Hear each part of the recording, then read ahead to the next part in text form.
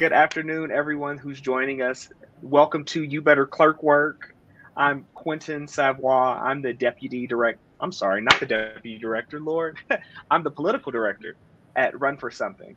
And I have the great pleasure of hosting this panel today. A little bit about Run for Something. We are in the throes of our multi-year effort to recruit local elections officials. This multi-year endeavor is our aim to save democracy from decades long of conservative and extremist activists trying to scale back and reduce our rights to vote in this country and undermine our democratic institutions and our democracy itself. I'm really glad to be joined by two local elections officials today who I will let introduce themselves. I'll turn it over to you first, Katharine.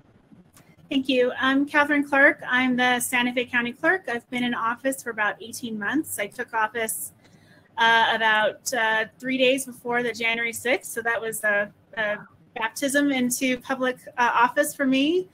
I have a background in neuroscience. I went to Berkeley and got a neuroscience degree, and I've done about 10 years of politics. And one of the things I noticed when I was doing politics, and I got my MBA along the way, is that I wanted to make sure that elections were fair, right? So that it's up to the campaigns to win, but no matter what, the process was fair. And so that's why I ran for clerk. And then 2020 happened, and it's been a learning curve on all of the sort of important issues that we're doing. So we're working on modernization, we're working on security, and we're working on preserving democracy with fair and accessible elections in Santa Fe County. So it's very nice to meet everybody. Awesome. How about you, George?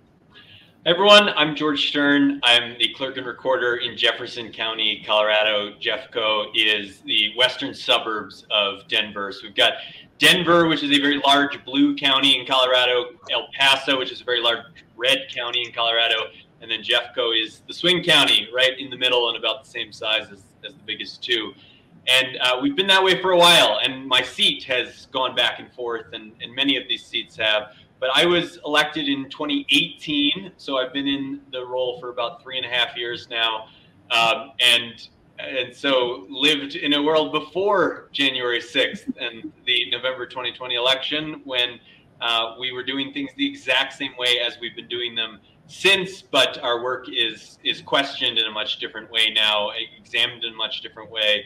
We are seeing the ramifications of that as good folks leave this space, and hopefully we hope we convince you to have a lot more good folks enter this space as well.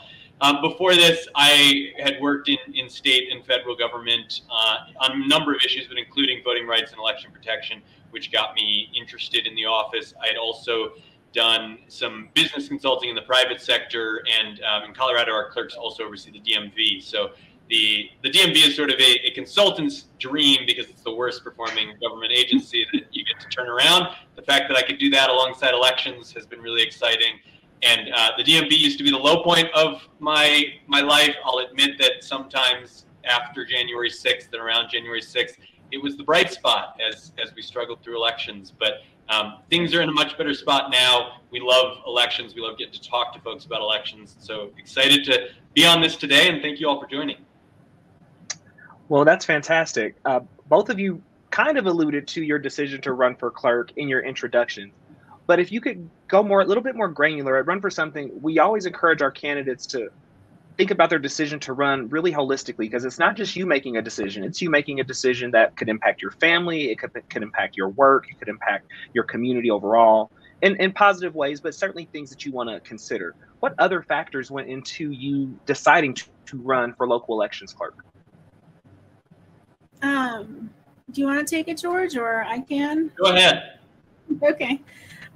So as I said, I sort of had a small business. I was running campaigns, and I did my first campaigns in college, just as a, lowly field person. And I actually always knew I wanted to run for elections just because I had done a local campaign. We had registered a ton of students because we were trying to get a student onto city council. And the clerk hadn't gone around to processing all of those registrations. This is back in the day when you had to vote at your polling site. Some states still do that. And they hadn't registered all those voters, and so everyone had to vote provisional. But then because they don't print ballots on demand, they print ballots beforehand. they ran out of provisional ballots. So I'd say about 2,000 people were turned away that day. And, you know, we lost the race. And I just thought that that's, you know, there's so much better ways of doing this. So I think eventually I wanted to run to be clerk. I wanted to modernize elections in a way that makes elections fair and accessible, not just for the people who've got the right formula, but for everyone who wants to vote. And so, you know, 2020 presented an opportunity. The incumbent had termed out, and I decided to put my name in the hat. You know, I talked to, you know, my community. I did a leadership course, local leadership course. I did a Emerge, which is a course for women interested in running for elections, a couple of years before that. I talked to the Secretary of State about elections, and, you know, I think a lot of people actually encouraged me to run. I had done a lot of volunteering in my community. I'd met a lot of people, and it just seemed like this was the time. And so, you know, I ran for office and I won my primary by, you know, I think I got 54% and the next runner-up got 17. So I thought that was like a really good sort of indication that I was the right person, at least at that time, to run for office. But, you know, it wasn't just a snap decision. You know, I knew I wanted to do public service. I knew from seeing some of the logistical challenges around elections that I wanted to modernize elections. And when that incumbent was done, it just seemed like, you know, this is the time. Mm-hmm. Awesome. So my story is similar, but a key difference is I had not known until really I entered the race that I was interested in running for this seat, or really any seat, and but had worked in state and federal government, had worked around a lot of great people, and then I sort of discovered this not so great person in government, which was our incumbent clerk. Our incumbent clerk had been in office for 20 years, had won in 2014 by 15%, and really no one in 2018 was willing to challenge the incumbent to step up and do it. And you know, I loved the election and voting rights protection work. I had seen that we were, despite having a really great elections model in Colorado, which I know we'll talk a bit more about later on, we were being held back in Jefferson County, in my county, in a very large swing county where this stuff matters, by a clerk who just didn't care, who'd been in office for a very long time and wasn't doing anything. So probably most importantly, I had the requisite screw loose to be willing to step up and challenge a 20-year incumbent who hadn't, you know, hadn't lost, had won 13 out of 13 races, but more importantly, had sort of been brought into complacency by that, and so didn't campaign in 2018. I did campaign quite hard. We also had a pretty good year in 2018, as is not news to anyone, and squeaked it out by 1% of about 300,000 voters. Wow. And now here and happy that I did, because as I said, you know, the elections work is critical, and we've brought Jefferson County from one of the worst counties in the state on that front to one of the best, but across the other areas of the office as well that excite me. So I'm here to tell you that if no one's willing to step up and do it, you should do it. You're the someone who should run against that incumbent. Please do. Yes, you. He's talking to you all. Run for something. Absolutely. Thank you, George, for that answer. I want to talk more about democracy in and of itself. I've told all my friends growing up, and I'm 36, so growing up through school, I learned that democracy, it felt very permanent the way I learned it. And January 6, 2021 really changed that. Why is securing democracy at the local level so important for you? You can go ahead, Catherine, if you want. I don't want to make it first every time. I'm sorry. I mean, I think that, you know, we see that what happens when people don't believe in democracy and don't believe their vote counts is they simply don't vote, and their voice is not heard by their elected officials. And if you know anything about campaigning, you know that people will only talk to the people who are likely to vote and previously have voted. So what happens is when people don't vote, they're less and less likely to be talked to about the issues that they're having. And it becomes this echo chamber on two sides because we have a bipartisan system.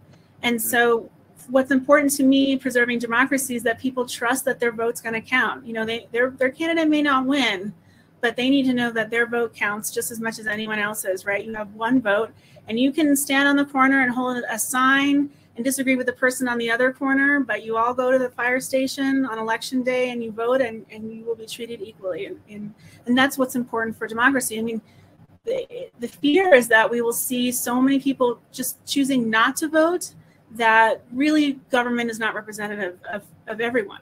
Mm-hmm.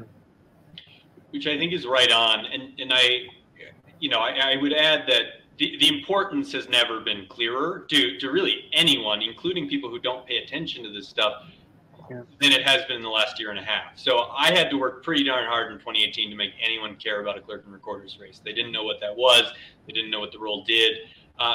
People get it now. They understand why these races are important. You probably understand why these races are important. It's probably why you decided to join this seminar. But it's, critical that we have good people who care about not just election security, but election access in the office, because we see the impact if they don't. People trying to do things that hurt our democracy. So we have a pretty public clerk and recorder in Colorado who was making illegal copies of our voting system in support of Mike Lindell and other conspiracy theorists on elections. That's what happens when you don't have the right people in these offices securing the right to vote. They then become insider threats who are potentially upsetting the system. And that's why it's so important to step up to challenge incumbents to run, to be involved in these offices, because they actually have a lot more power than they seem, and a disproportionate amount of power based on people's familiarity with them. So important to get to know them and to get to know who your clerks are. And if you don't like who your clerks are, to change that. Absolutely. That clerk is about as local as you can get. We talk a lot about national candidates and figures, right? But I know right here in Las Vegas, I'm likely to run into my county registrar at the grocery store or my state senator, right? So it really emphasizes the importance of that local elections administrator folks and how important those local offices are. George, you talked a little bit about access, which is a great segue to our next discussion point. What are you doing in your office locally to ensure that everyone has access to the ballot?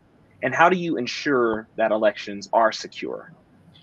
So access and security, to me, are the two most important things. And, some would have you believe that they need to be opposed to each other, that you've got to be, making everyone vote in person on election day and showing you an ID. The reality is they can go in perfect unison, and actually the more accessible your elections, the more secure. And I think Colorado, and this is no thanks to me, I've inherited this great system, has a system that proves this, that I preach from the mountaintops wherever I can. So Colorado, for those who don't know, is a almost exclusively vote by mail state. We've been doing that for 8 years. We've been doing that under Republican and Democratic secretaries of state, Republican and Democratic clerks. Republicans have won under the system as much as Democrats have won under the system. But what happens is we mail our ballots to all voters 3 weeks ahead of time. They have the comfort to fill those out, the time to fill those out in their own home, wherever they like, take time, research the candidates, and they can get it back to us either through the mail or through drop boxes, which have lately become controversial, but never were in Colorado before. We've got them all over the place. In my county of about 420,000 voters, we have 36 24-hour drop boxes all over that voters can use to turn those ballots in. And it's by far the most popular way because, it's instant. You turn that ballot into us, we've immediately got it. About 90% of our voters use drop boxes in the last couple of elections. And then we also have an in-person option for folks. And this is important to accessibility. We have not gone exclusively mail because some people moved to the county recently. Some people forget to update their information. Their ballot doesn't arrive to their home. Some people just want to make changes to it or frankly just like getting to come and vote in person. So we do in-person voting for 2 weeks, a 2-week period leading up to the election in Colorado. And you can do that in any vote center in the county. You don't have to go to your local precinct place. So if you're working in a different area, you've recently just moved, you don't have to find the one where your name's still in the book in whatever schoolhouse or firehouse that you went to. The system has worked really well here in Colorado. We're always among the highest turnout in terms of accessibility. And but it has also worked really well on security. And this is the important point because obviously voting by mail has come under increased scrutiny lately. And again, in Colorado, we've been doing this now for for now 9 years, and it's been proven to be secure. It's been called secure by the Heritage Foundation. It's been called secure by Republican security experts, by President Trump's Department of Homeland Security Secretary, and it's because of the system. So vote by mail means paper trail, right? We have every single ballot is a piece of paper that we store for 2 years after the election. And we make those open to the public. They can come in and recount them if they want to.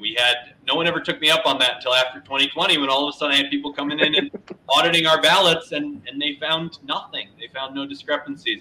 But we do statewide audits in Colorado after the election. We use those paper ballots to audit and make sure things are looking good. We've been doing that since before people were asking about them, and those have always proven out our results as well. All of this, importantly, is done. All of the ballot processing is done by bipartisan teams of election judges. So it's Republicans and Democrats working hand in hand. Many of our judges have been doing it far longer than I have, and they're some of our best advocates now, because they'll say to their friends and neighbors and people they see, "Oh, no, I work the election. I process the ballots. This isn't some corrupt process," and that part has been huge too. So all that context, I'll now be quick with my closing to say that the thing that we have been doing specifically with that context build is transparency. Transparency. The only way I have found to convince our harshest critics, and I can't convince them all, but to convince them, is to bring them in, is to say, hey, you hear a lot of stuff on cable news, you hear a lot of stuff on the far reaches of the internet. Come see the process for yourself. Come work the process as an election judge if you want. Come be an observer, or just come take a tour with me and you can see it up close. Because what you find is that they're hearing all these things that are just not based in any type of reality. But when you see your neighbor, who's also a Republican, processing ballots alongside a Democrat, you see that we are verifying the signature on every single ballot envelope, that we're auditing this afterward, that we're testing all of our machines to make sure they don't have formulas that have been hacked into them to change the results. It leaves people reassured. And so we've gone overboard in inviting people in and doing Facebook Live tours to show our process up close. Oh, wow. Intentionally hiring or bringing in as observers some of our biggest critics to see it up close, at going into places where we know they aren't necessarily believers in our election, to show the process and to give them videos of the process, testimonials of the process. So that transparency has been huge. It's not working perfectly, because there's some people who are never going to believe me over the former president, but it's working well enough that we still have most people on both sides feeling good about our elections. And that's what I would preach is if you feel good about your system, then open those curtains up and let people in to see it. Absolutely. Really applaud you all on the Facebook Live walkthroughs. That's really great. Katharine, same question for you. And I can restate it if you'd like. What we're asking is, what do you do locally to ensure that everyone is eligible and has access to the ballot? Everyone eligible has access to the ballot, excuse me. So we don't actually have a vote by mail system. We have an absentee ballot system. In New Mexico, the Supreme Court declared, because of state law, that you have to apply for that ballot during the 2020 election. Clerks basically petitioned the Supreme Court to allow us to be able to send ballots to everybody. But the Supreme Court said, no, that's not allowed. And so we actually still, the majority of people vote. It's gone up because of the pandemic, but majorities still vote in person. We have 28 days of voting. So the voting period starts a full month before the election day. And then those expand to 9 or 10 places around the county for 21 days. And then on election day, we have 32 sites that are in person. They're voting convenience centers, which means you can vote anywhere. And we do have a process where we check if someone asked for an absentee ballot and then wanted to vote in person, they have to sign an affidavit, and that would cancel out that absentee ballot. I've introduced GPS tracking on our ballot boxes. So at the end of the night, election workers come with their ballots that were cast that day from the tabulators and all of their closeout materials and their reconciliation. They drive to the clerk's office, and then we upload our chips to the Secretary of State's website. Those ballot boxes have a GPS tracker sewn into the lining of the bag, so we can prove that those ballots arrived from point A to point B without any deviation. Another thing we've done is chain of custody. So we do have drop boxes We have 8 drop boxes throughout the county. There are cameras on them. There are temperature change. There are fire sensors on them. They're always connected to the internet just to prove that, you know, the cameras are online at all times. But we've also introduced a chain of custody system. So our staff goes out, they scan every single ballot that was at that point of the drop box, and then we check them back in to prove chain of custody that no ballot that wasn't supposed to be there was introduced into the system. I've also introduced, this is the first in our state, is a texting program. So when your ballot is processed, at each point that that ballot is processed, you can get a text or an email from our office telling you where your ballot is in the process, and voters can sign up for that online. Let's see what else. We're doing a lot of stuff to make sure that we have a paper trail, essentially, for all of the ballots that we get in our office. We do automatic recounts. We do a canvassing process. But the truth of the matter is I'm considering adding more polling places. So downtown Santa Fe, people tend to work there. They tend to vote there. Our polling sites are getting really busy. So I'm thinking of adding another polling sites that people can vote in person. The clerks have pushed a bill hoping to make permanent absentee a thing. And so that's sort of the first step for vote by mail, is this idea that you would have permanent absentee. There are voters who just want to get an absentee ballot every time, no matter what. And so we're trying to push for a bill that would say, I can keep a list of people who really do want to get an absentee ballot. They vote the same every time, and I can just send it to them. And then that would start increasing our vote by mail process. I've already gotten the legislature to give me money for a new election warehouse that's bigger. So that way I can start a absentee ballot process. And, you know, they've given me money for machines that will laser off the tab of the security envelope to make processing those ballots faster. So, you know, I'm really interested in making sure that the voters who really have a hard time going to the polling sites, maybe because they're, you know, are busy, or they have a disability, or they just find it very challenging, would have that option, and not making it so challenging where they have to ask every election.